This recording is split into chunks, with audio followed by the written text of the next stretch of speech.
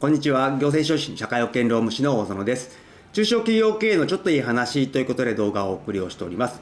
今回は高年齢雇用安定法の改正が2025年4月に行われます。その結果ですね、65歳までの雇用確保が義務化という形になりますので、定年が65歳というわけではありませんけれど、実質65歳まで雇用しなければいけなくなってくるという形になりますので、その内容について説明をしていきたいと思います。今回の概要ですけれど、高年齢雇用安定法ですけれど、比較的頻繁に改正をされております。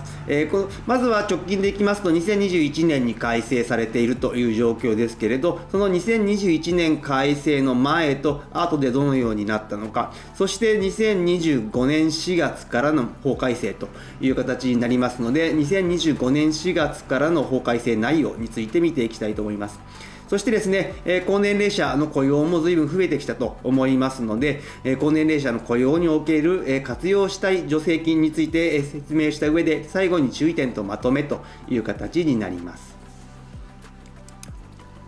まずはですね、高年齢雇用安定法ですけれど、2021年4月に改正をされております。その前後についての改正の経緯を見ていきたいと思います。高年齢雇用安定法については、高齢化が進んで人口減少が進むという状況の中で、働く意欲のある高齢者の方が年齢にかかわらず能力を十分に発揮して活躍できる環境を整備するための法律という形になっております。2021年4月の改正前に関しては、義務として60歳未満の定年を禁止という形になります。そして65歳までの雇用確保を講じなければいけないということで、雇用確保措置として3つ挙げられておりました。まずは65歳までの定年を引き上げをするか、もしくは定年制を廃止をするか、そして65歳までの雇用継続雇用制度を導入するかという形になっております。ただしですね、この継続雇用制度に関しては経過措置が取られておりましたので、今現状は経過措置中という形で進んでいる。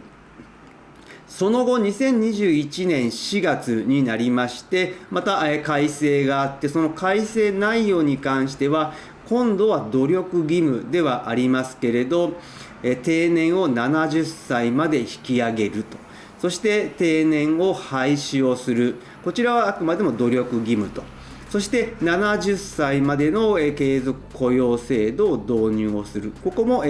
努力義務という形になっております。そして70歳までの業務委託の契約を行うですとか、あとは就業機会の確保といったところですね、できるだけ70歳までの雇用を務めてくださいという形になっておりました。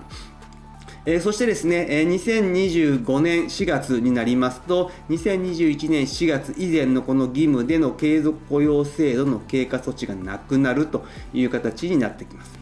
では、2025年4月から高年齢雇用安定法、どのように変わるのかという形ですけれど、継続雇用制度というのは適用年齢に応じて段階的に引き上げられる措置というのが取られておりました。この継続雇用制度につきましては2つ、制度としてありまして、定年で、一旦退職をした従業員の方と新たに雇用契約を結ぶ再雇用制度と言われるもの、そして、定年で退職としないで従業員を引き続き雇用をする勤務延長制度という形になっておりました。そしてですね、この、継続雇用制度につきましては、経過措置として、今現状は2021年4月の1日から2025年3月31日までという形の場合は、64歳以上の方に対して65歳までの延長雇用という形になっておりました。そして今度はですね、2025年4月からは継続雇用制度が義務化という形になって、定年を超えてですね、定年60歳未満は禁止になっておりますので、その60歳以上の方は働きたいと希望する従業員の方は全員65歳まで雇用する必要があるという形になっております。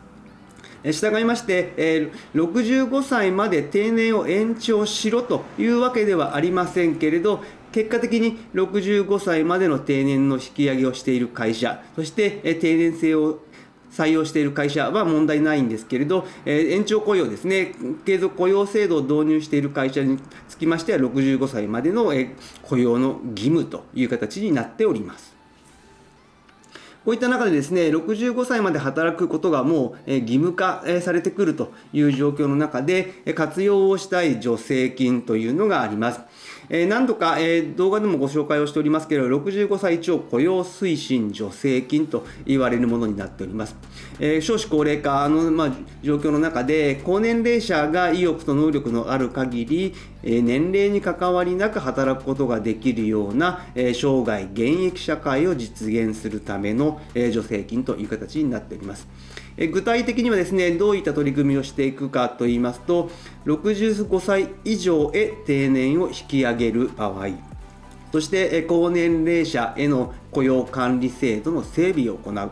そして高年齢者の有期雇用契約者の無期雇用化をする、転換をするといった場合に、事業主に対して助成がされるというものになっております。従いまして、もうすでにですね、65歳の定年という形の場合はですね、さらに引き上げていただく場合は、この65歳超雇用推進助成金使えますし、そういった形でですね、有期雇用の方を無期転換をしていこうという場合も、この助成金が活用できると。そしてこの65歳超雇用推進助成金につきましては、コースが3つ用意されております。1つは65歳超雇用継続雇用促進コースと言われるもの。そして高年齢者評価制度等雇用改善コース、そして高年齢者無期雇用転換コース、この3つになっております。比較的使いやすいのはですね、65歳超継続雇用促進コースか、高年齢者の無期雇用転換コースではないかなというふうに思いますけれど、65歳超継続雇用促進コースにつきましては、雇用管理制度の整備等に関わる措置を行った事業主に対して助成がされるものという形になっております。また、高年齢者評価制度等雇用改善コースについては、高年齢者向けの雇用管理制度の整備に関わる措置を実施をする。そして高年齢者無期雇用転換コースに関しましては、こちらはミニマムの年齢制限があるんですけれど、50歳以上の方で、かつ定年未満の有期の方をですね、無期転換にする場合は、こちらのコースが使えるという形になりますので、今現状雇用をしている50歳以上の方の雇用形態を見ていただいて、各自社のですね、定年制度と照らし合わせて、こちらのコース使っていけるのではないかなというふうに思っております。そして注意点とまとめですけれど、就業規則の方ですね、確認を改めてしてほしいと思います。継続雇用制度を導入している会社さんで、経過措置を就業規則に記載をしているケースもあるかと思いますので、こちらの経過措置は2025年4月で終了という形になりますので、就業規則の改定というのが必要になってきております。そしてですね、以前も動画ではご紹介をしましたけれど、高年齢雇用継続給付というのが最終的に廃止というのがもう決まっております。そしてそこに向けて段階的な縮小という形になっております。今回の高年齢雇用安定法の改正に合わせて、同時に2025年4月からですね、高年齢雇用継続給付の給付率というのが 15% から10% に縮小をされるという形になっております。従いましてですね、こういった手取りの額が変わってきますので、改めてですね、高年齢者の方の給与の見直しが必要になってくるかと思います。従いまして、賃金規定ですとか、労働条件通知書の見直しも必要になってくるかと思います。またですね、2024年4月からの改正になっておりますけれど、労働条件通知書の記載内容も変更になっております。高年齢雇用者ですね、有期雇用の場合は、改めて契約を巻き直す場合には、労働条件通知書の記載内容も変わってきますので、改めて確認が必要です。今後ですね、シニア人材の一層の活躍できる職場環境の構築というのが重要になってきております。多様な働き方ができる職場環境ですね、短時間であったり確実ですね、単日といった勤務などですね、健康面ですか安全面に配慮した研修だとか整備環境、そして高年齢者向けの助成金ですね、積極的に活用していってほしいと思います。今日の内容が明日からの経営にちょっとだけ役に立つことを願っております。ご視聴ありがとうございました。それではまた次回。